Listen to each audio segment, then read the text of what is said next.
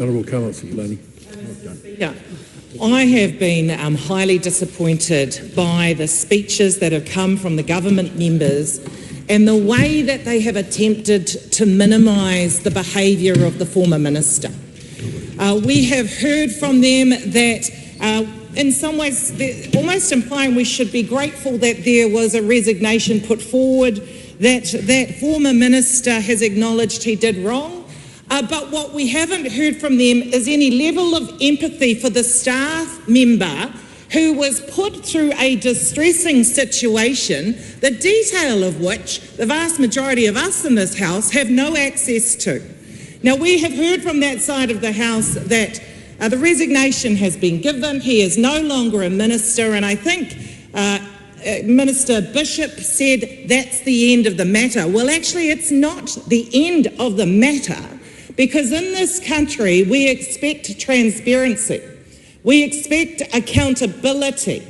We know that that former minister had an episode where he swore at a worker, where he told him to F off, where he criticised him for being at work and berated him.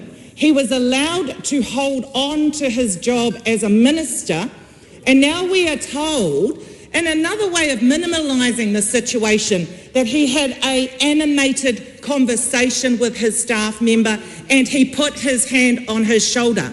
Well, I tell you what, an animated conversation and just simply putting your hand on someone's shoulder is not going to lead to a resignation from a minister. There is much more to it. And I'm going to say on this side of the House that we're concerned about the level of abuse that may have been experienced by that public servant, by that particular minister at the time, and the fact that the government is covering it up and not willing to share any of the information, in fact telling us that the matter has ended and it has been dealt with. Well, it hasn't been dealt with. Sadly, what we're seeing here is another demonstration of the lack of leadership by the Prime Minister. We see it often with his engagement and his relationship and inability to kind of keep tabs of his coalition partners, but now we're seeing it with his own team. He gave that former minister another chance.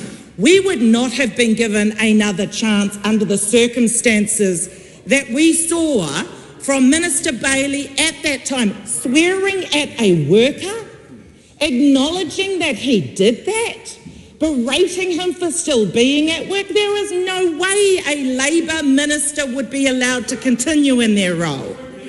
And then what we hear from that side is a constant desire to reflect back on other examples where ministers were had up for a level of misconduct. Okay, I get that. However, at some point in time, that government has to take responsibility.